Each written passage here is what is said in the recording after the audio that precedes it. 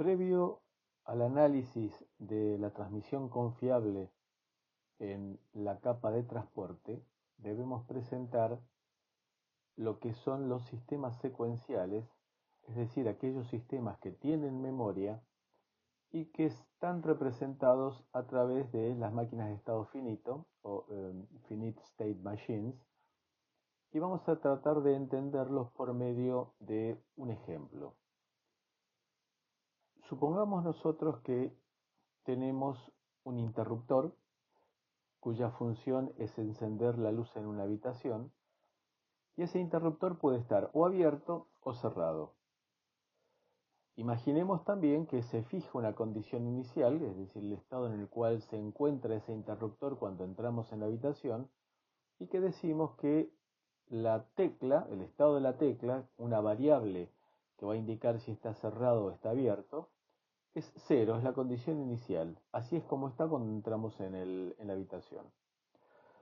Mientras no oprimamos el pulsador, la variable tecla, estado del interruptor, va a ser 0, y la consecuencia de eso, la acción consecuente al estado de esa variable tecla, es que la lámpara está apagada. Ahora bien, si oprimimos la tecla, el interruptor, lo que va a pasar es que tecla vale 1 y se enciende la lámpara.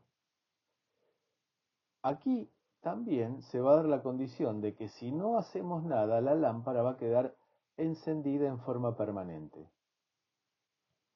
Y va a quedar en ese estado de encendida hasta el momento en que volvamos a oprimir el interruptor y tecla pasará a valer 0 y se apaga la lámpara.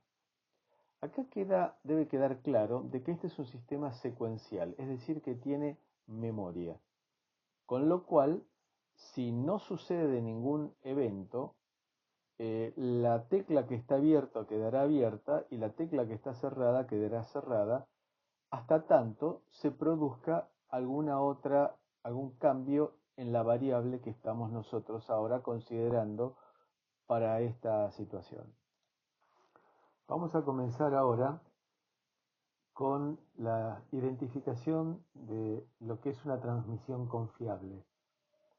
Significa que los datos que se envían son recibidos exactamente igual en el receptor, sin que aparezcan ni errores ni se pierdan datos ni paquetes.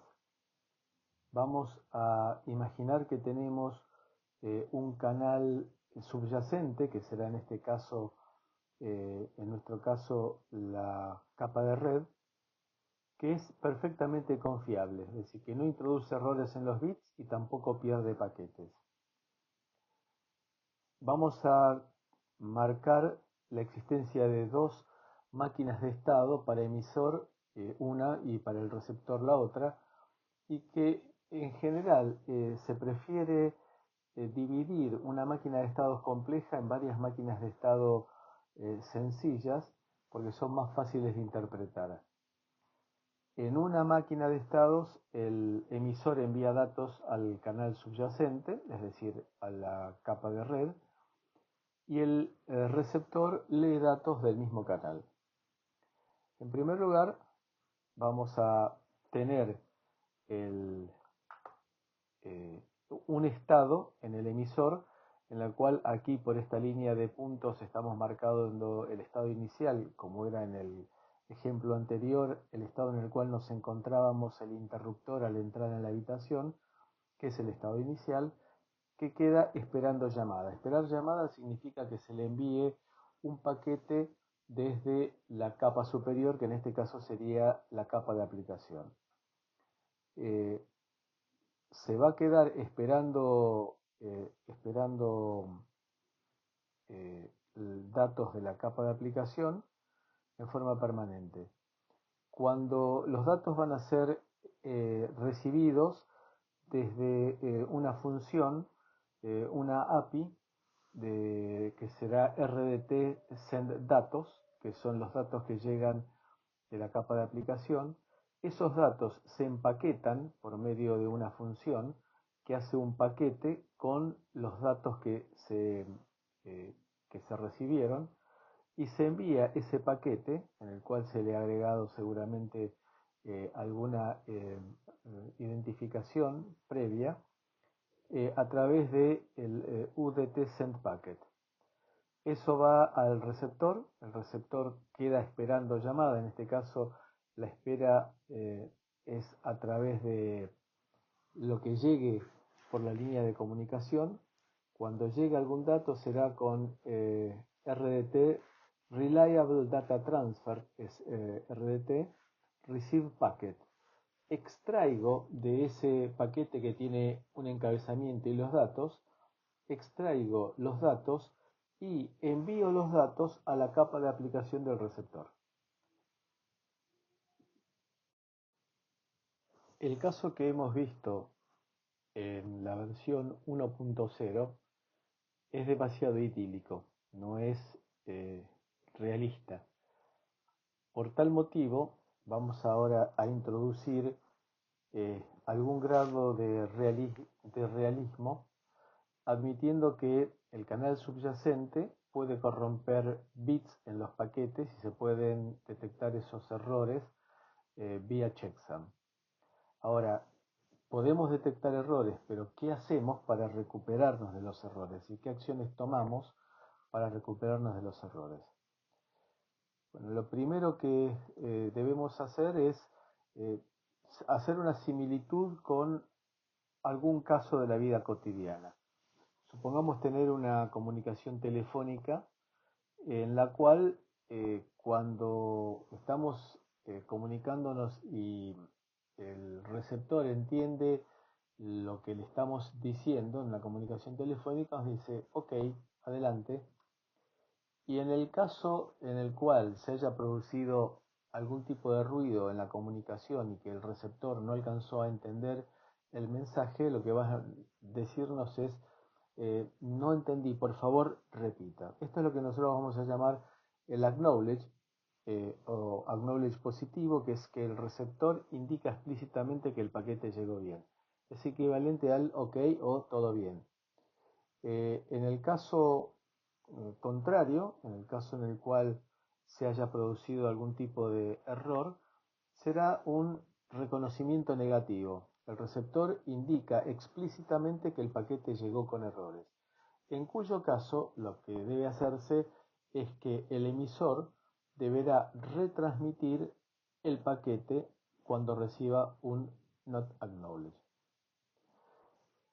Esta forma de comunicación se llama stop and wait, que significa que se queda esperando hasta tanto reciba un acknowledge positivo. Producirá retransmisiones si le llegó un acknowledge negativo y tendrá que frenar a la capa superior para que no le siga enviando datos hasta tanto haya sido aceptado el anterior.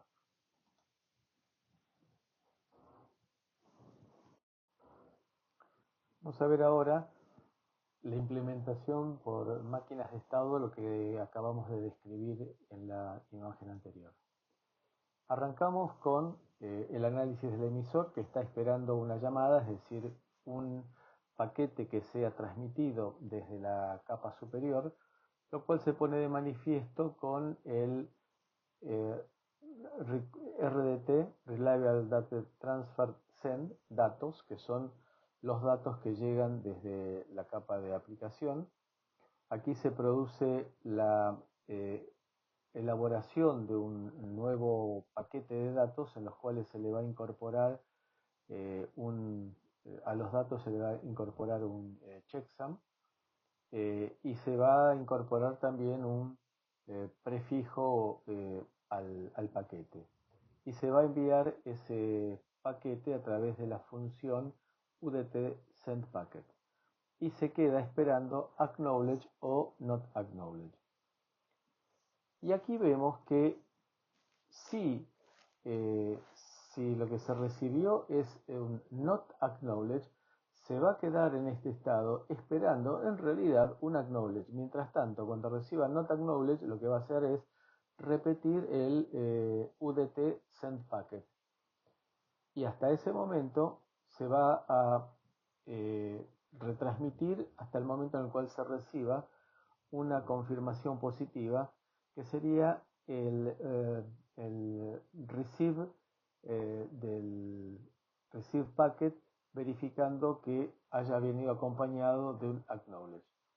Este símbolo que aparece en la parte inferior corresponde a la indicación de que no se hace ninguna acción, simplemente se cambia de estado.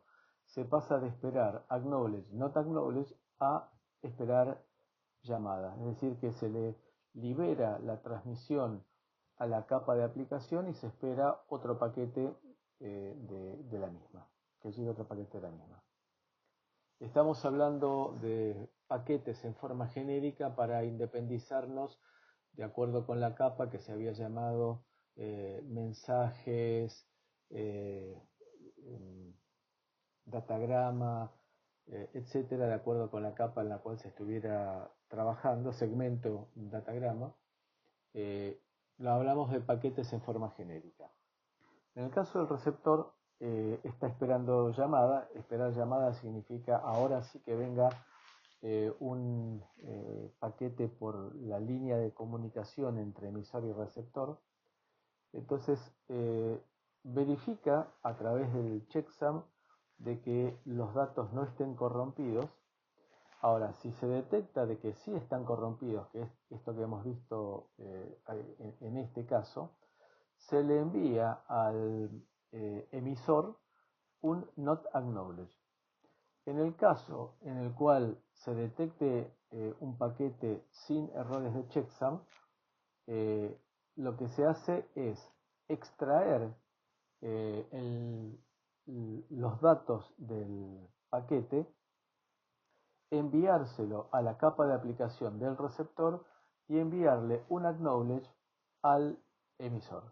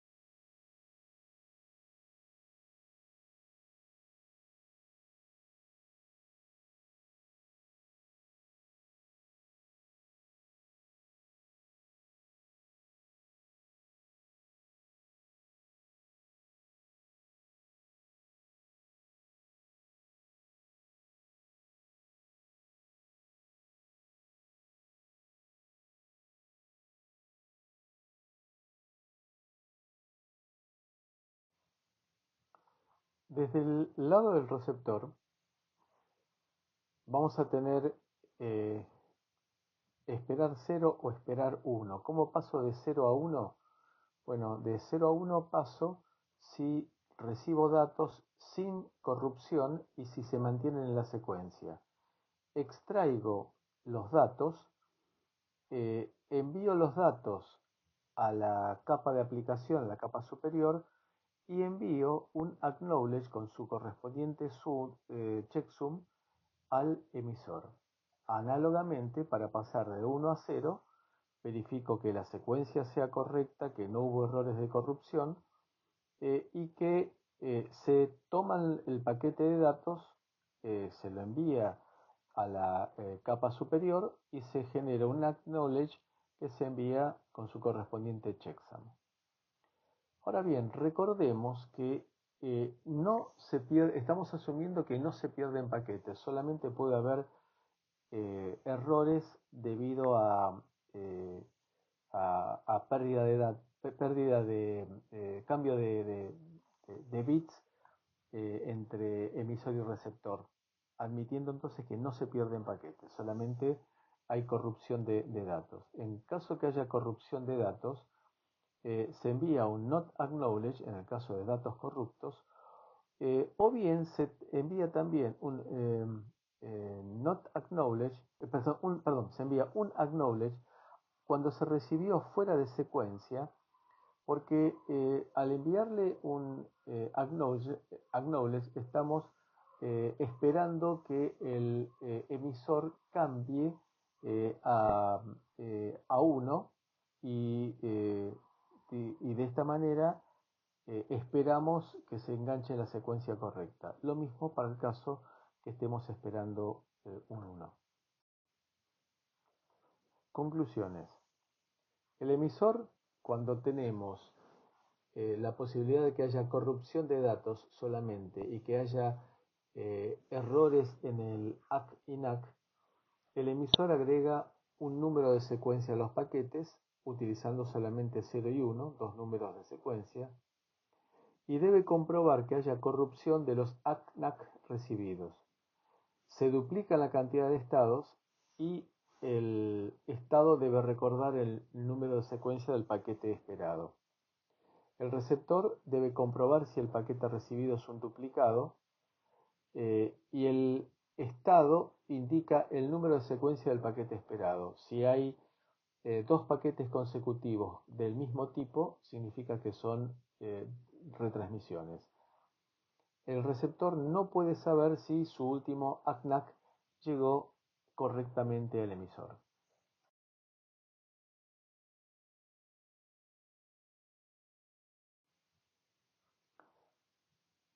En lugar eh, de enviar ACK-INACK, vamos a enviar solamente acknowledge, pero identificando qué tipo de paquete se está hackeando, se está enviando el acknowledge.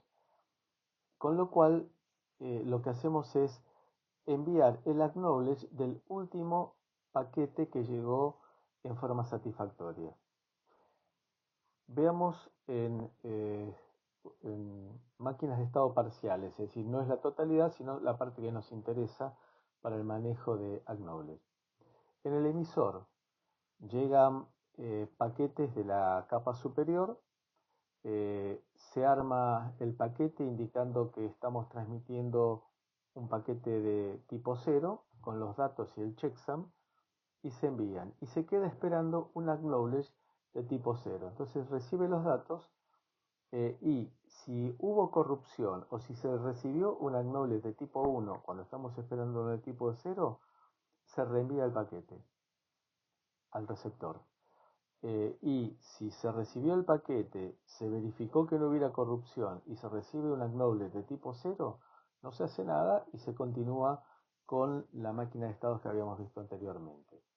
Y en el caso del receptor, si se está esperando 0 y se está esperando un paquete tipo 0 y se llega sin corrupción y de tipo 0, lo que se hace es extraer el paquete de datos, enviarlos a la capa superior de aplicación y se hace un paquete de tipo 0 con un acknowledge y un checksum, es decir, todo bien, se continúa la comunicación en forma natural y se envía al emisor por medio del UDT-send.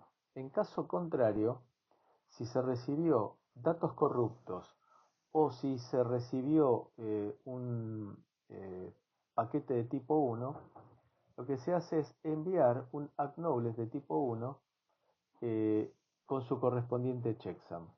De manera que el emisor se reengancha de esta manera con la secuencia. Vayamos ahora al caso más realista y más complejo, que es cuando tenemos un canal con errores y también con pérdidas de paquetes, ya sea en la transmisión como en el acknowledge. Entonces, suponemos que el canal subyacente, el que está por debajo del que estamos analizando de transporte, además de introducir errores, también puede perder paquetes, ya sean de datos o de acknowledge. Entonces, aparte de checksum y números de secuencia, eh, acknowledge y retransmisiones, con todo esto no alcanza. El emisor va a esperar un acknowledge durante un cierto tiempo. Si no llega, retransmite el paquete, y si hay demoras, en lugar de pérdidas, se retransmiten, pero como vamos a incorporar un número de secuencia, la retransmisión, porque se demoró un paquete, porque se demoró un acknowledge, la retransmisión llegará al receptor y será identificada como retransmisión y se descartará. La diferencia es que ahora el receptor tiene que indicar el número de secuencia del paquete que se está hackeando. La espera se va a controlar con un timer que produce interrupciones cada cierto tiempo. Se va a llamar este efecto timeout, es decir, si en el momento que se envía un paquete se arranca un timer, si el paquete llega dentro del lapso estipulado en ese timer, se lo recibe perfectamente. Si el acknowledge no llega en el lapso de ese timer, se retransmite el paquete y se resetea el timer. Y se continúa con esta secuencia. El timeout lo que hace es entonces retransmitir paquetes. Veamos la máquina de estado del emisor. Estamos esperando un paquete que se va a generar como tipo 0 desde la capa superior. Se reciben los datos de la capa superior y se genera un paquete de tipo 0 agregándole datos y checksum. Se envía y se arranca el timer y se espera el acknowledge correspondiente de tipo 0. Se reciben los datos de la línea de comunicación con el receptor. En el caso de que haya corrupción o que se reciba un acknowledge de tipo 1, se mantiene en la misma situación sin cambio, esperando un acknowledge de tipo 0. Si transcurrió el tiempo y se genera un timeout, se envía el paquete y se rearranca el timer. En el momento en el cual se reciben los datos sin corrupción y con el acknowledge adecuado, se detiene el timer y se espera ahora un nuevo paquete de la capa superior, que va a ser un paquete de tipo 1. Se repite el esquema anterior, esperando un acknowledge de tipo 1, recibiendo de la capa superior los datos, se genera un paquete de tipo 1 con datos y checksum, se envía y se arranca el timer. Y se queda esperando que venga un acknowledge de tipo 1 dentro del tiempo preestablecido. Si no llega por timeout, se reenvía el paquete y se arranca el timer nuevamente y se reitera esta situación hasta el momento en el cual recibe de la línea de comunicación con el receptor un paquete sin corrupción y con un acknowledge de tipo 1. y se detiene el timer en este caso.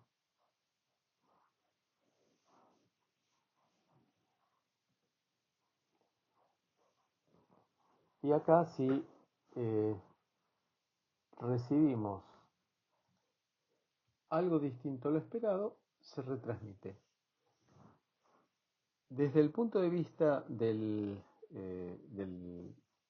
emisor, la retransmisión es una panacea. El emisor no sabe si se perdió un paquete de datos, si se perdió un acknowledge o si el paquete o el acknowledge se demoraron demasiado. En todos los casos, la acción siempre es la misma, retransmisión. Todo esto en base al temporizador que nos maneja el timeout. Veamos ahora los distintos escenarios que se pueden llegar a dar. Primero, sin pérdida de paquetes. Envía el emisor un paquete tipo 0, recibe un acknowledge de tipo 0, reenvía paquete de tipo 1, recibe acknowledge de tipo 1, tipo 0, tipo 0. Ahora, en el caso que haya pérdida de datos, en primer lugar, se envía paquete 0, se recibe acknowledge de tipo 0, se envía paquete 1 y no llega al receptor. Por lo tanto, se dispara el timeout, ya que no recibe el acknowledge porque se perdió el paquete de ida. Se reenvía el paquete de tipo 1.